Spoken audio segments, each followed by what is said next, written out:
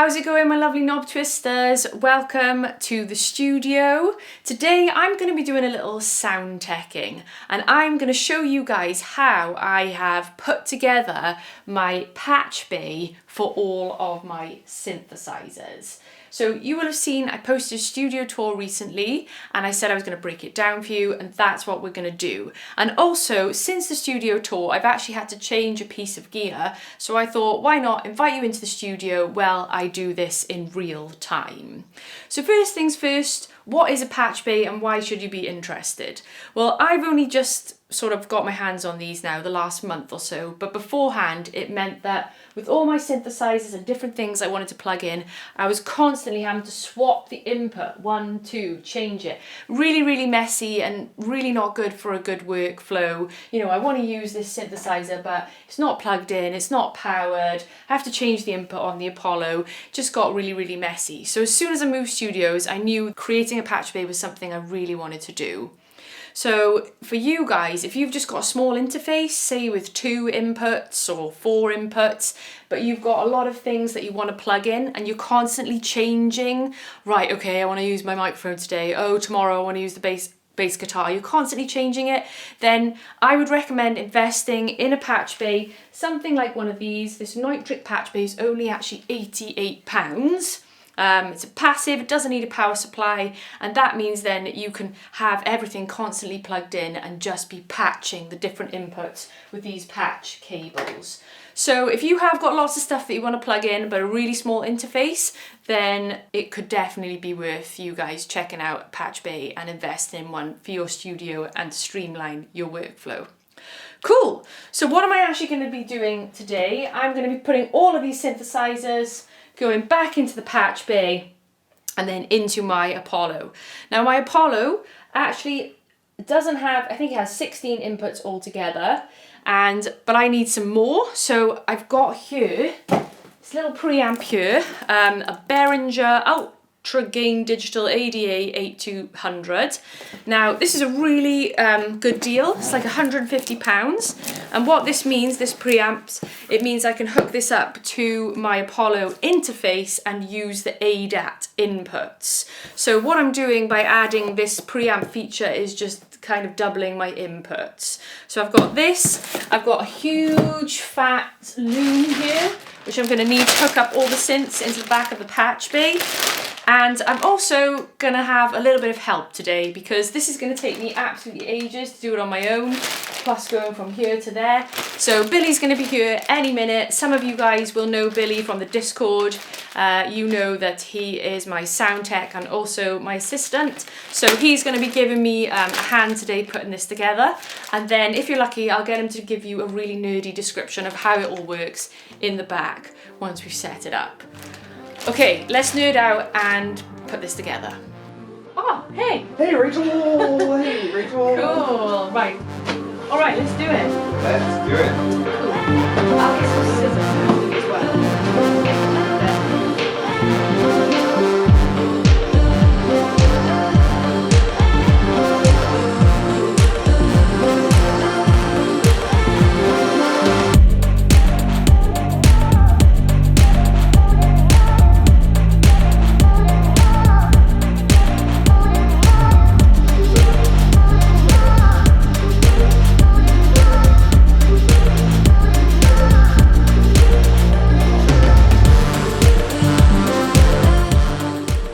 Right then, so we switched up the shot. You guys saw us building the patch bay.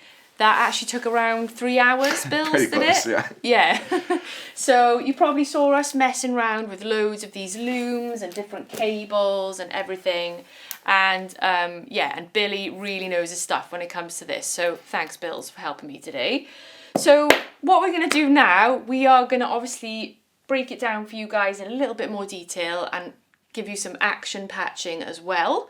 So what I'm going to do, I'm actually going to hold my little phone up for a sec and I'm going to do a hand cam here and just quickly talk about this whole rack and like how I made it, how we put it together. The first things first, we've got this silver kind of wood frame. Now this was actually on eBay. It was quite cheap, it was maybe like 60 quid, and then Billy sanded it down, and we both spray painted it pink, and it comes with all these like rack kind of mount parts, so that basically all you need when you load in your units is like the screws to screw in. But it's like, they're like universal, aren't they, Bills? Yeah, I think a set even came with the... Oh, it comes with We used our units. own custom ones that Right. you'd gotten, but it did come with some. So. But it's all like universal, so like if you buy a unit, it should usually come with like rack ears and rack screws, and they all kind of fit into them. And what they call this actually, and for those of you guys who don't know, is like this measurement is called like 1U, so 1 unit. So this rack altogether has got 1, 2, 3, 4, 5, 6, 7, 8, 9, 10. It's a 10U rack. And you can buy like smaller ones, 2U, 4U, 8U. You guys will have seen as well, my on stage rack is actually half U. So you can get, no, sorry, half rack. So you can get half rack sizes as well. So it's a bit of nerdy information for you there. But let me just quickly talk you through this whole thing. I know it does look a bit like a robot, but we've got the D-Box here, and this is kind of like the master controller for everything. It controls my speakers, so like my main speakers there, and then also the mix cube, like how I can switch between, so like alternate speaker, things like that.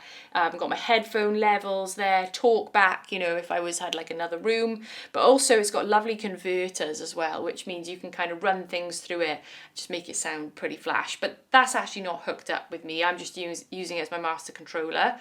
We've separated it out here with a blank U, just so we can allow a bit of, what do you call it, like aeration. Yeah, the Apollo has these vents in the top of it, and it actually does get quite warm. Yeah. The Apollo, and so Apollo recommends that you leave those vents open, so we put a space in between. Yeah, so we just put a little space in there, and then if we go down here, guys, my Apollo is kind of old, the Apollo 16, but it's like the newer version of this is the X8. Then we've got this is new, the Behringer Ultra Gain Digital. So this is the preamps, and this is basically running via ADAT into the Apollo, which kind of doubles my inputs, which I kind of need. And then down here then, this is all the patch bay land. So what I showed you earlier, the Millennium XLR patch bay, and that means that I can plug my microphones into the front and not have to go around the back, because obviously this is kind of big now and that would be kind of annoying.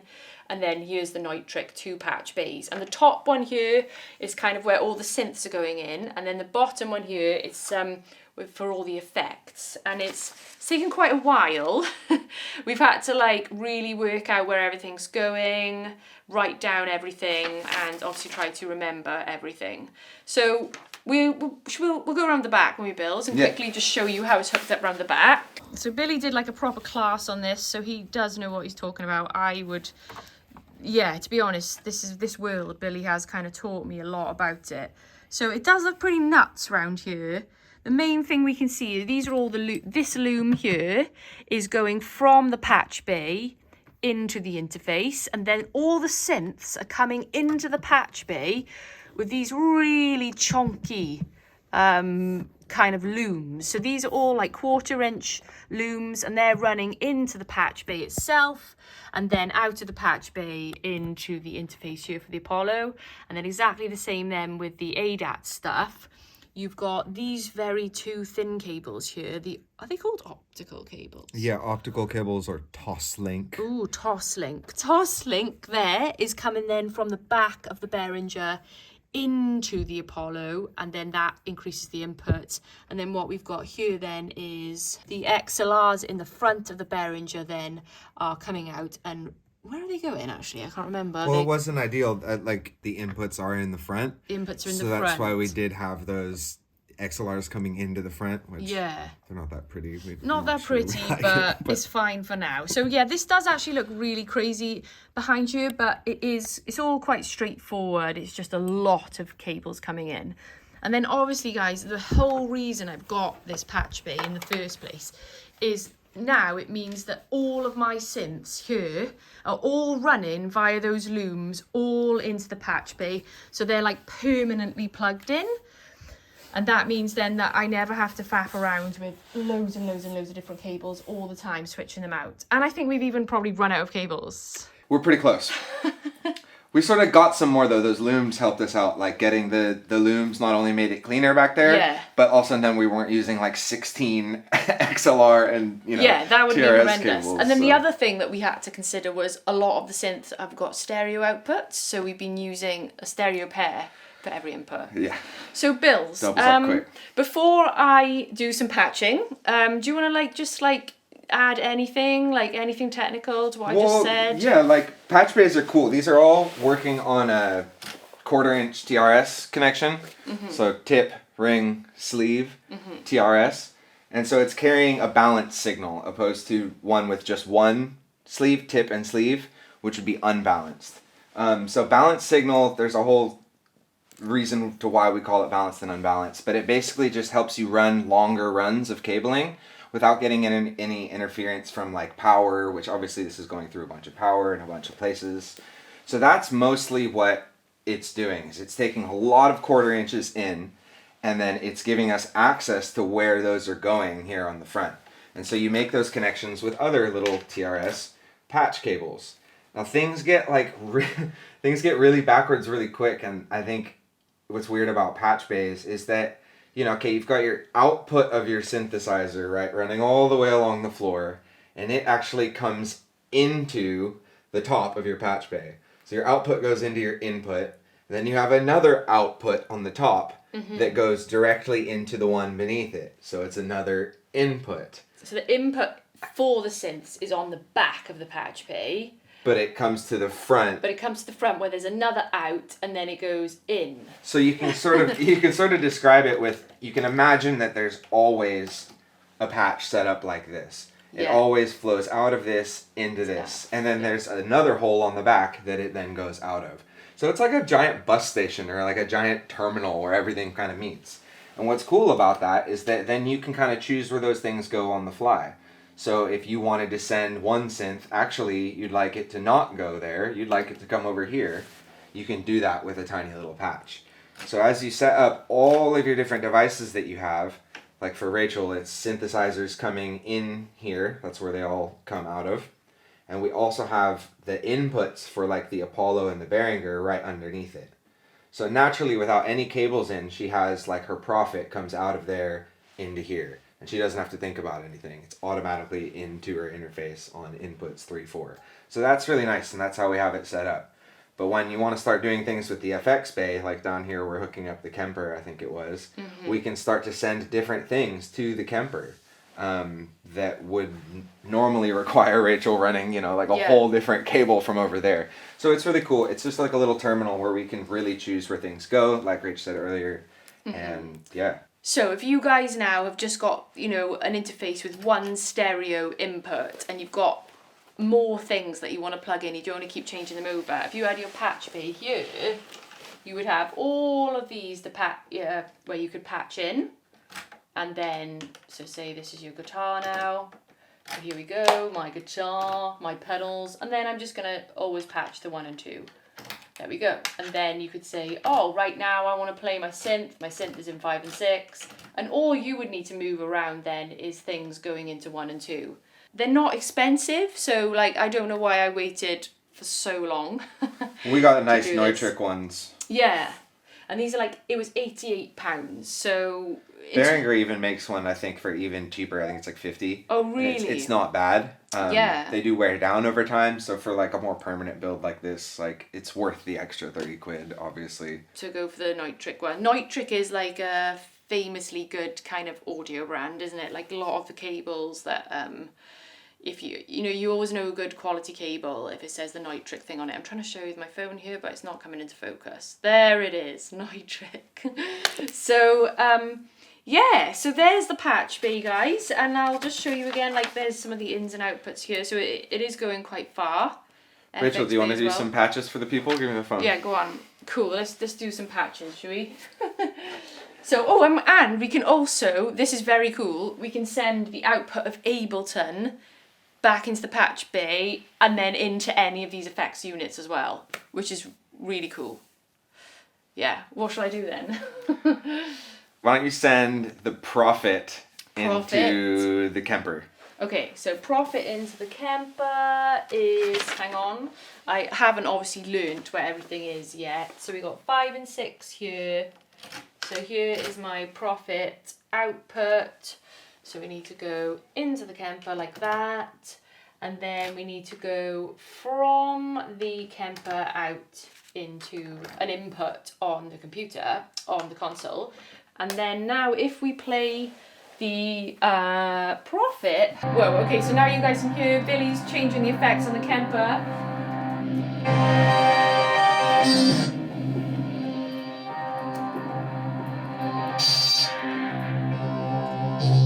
So those effects now, yeah, it's crazy actually, and it's probably going to take me a minute now to like get used to what we've done as well. So there we go. I mean, this is extremely nerdy, everybody. So we don't usually do like a lot of sound tech videos here on in the Knob Twisters, but like I do think if any of you are building up a couple of bits of equipment and you've got a small interface and you're finding that it's affecting your workflow, then definitely get yourselves a little patch bay. And if you're stuck, of course, you can DM Billy over in Discord, who does the amazing Knob Twister rates, and he can do a little session with you on how to set up your patch bay. We were chatting earlier too, is like you could use a mixer to do this. Yeah. And that would be like, it's very similar, you know? Like if you had... Let me go grab it. You could totally use a mixer, couldn't you? And I think quite a lot of people do that, don't they? Totally. I mean, this is almost more common practice than having a patch bay, but there's advantages and disadvantages to both. So, you know, you've got 12 channels, and we could easily say you had like a small Scarlett interface that's only got 2 inputs. You know, you could easily just hook up the stereo mix of this to that, and then have all your synthesizers coming in here, and you would just have to be really on it. You know, okay, if you only want to record one thing, you turn it up. What's cool about this is you could record several things at once, you know, like if you were recording drums and you say, oh gosh, you know, I don't have a 16 channel interface, you could, you know, you're taking a risk because you're definitely printing it down to just 2 tracks, you know, you're not going to have control of those individually. But if you just recorded one at a time, then of course you'd have control individually, and you could go back and you could do the whole thing, the patch bay thing, like this. Only disadvantages are now you're getting all the color of the mixer, you know, you're getting the sound of the mixer. You've really got to watch your gains. How hot is my gain here? How hot is my level here? How hot is this level? You'll be changing those a lot. You'll be changing your preamp a decent amount. And some people love this method, but it's just a different way. This way, we know for sure the signal's just going through the patch bay and it's hitting these preamps. It's not going through another set of preamps into another set of preamps. So yeah, I feel like with a mixer, because I used to use the MX1 as well, which I really love for like the effects and things, but yeah, it's like you know, you've got to constantly be tweaking the levels for things, and like and this one I would not trust this to run my synths through it, because well, that channel's bust for one. Well, you can get those like small Yamaha mixers and little Mackie ones, like brand new. I think they're like 150 quid or something like that. Patch bay's still a lot cheaper, and you're still gonna need a bunch of cables anyways. So yeah, I don't know. What is this? There's no wrong or right. No, definitely not. You know, it's all about how you. And how much space as well. Yeah. Some people love this. Like if you're really into drum machines and you have a bunch of synths going, you're going to want like a bunch of things on. And this is also really plug and play. You know, you can just hook this up and have a quick jam right out of the bat. But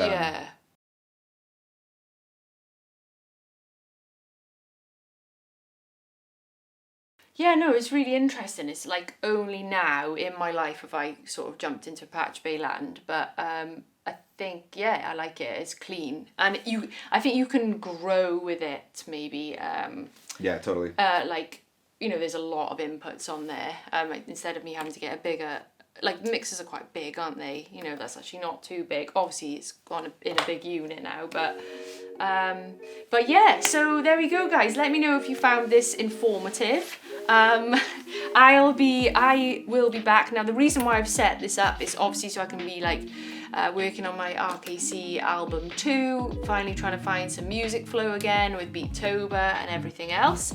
And yeah, so if you found this helpful, let us know below, and if you are interested in any more like sound chat, then Billy's over in the Discord and he's been doing quite a few things with some of the other knob twisters and doing a great job. So yeah, so ask Billy if you feel like you want to get involved with this kind of stuff. So there we go. So thanks Bills for helping me today, and I will see you guys next time. Mwah.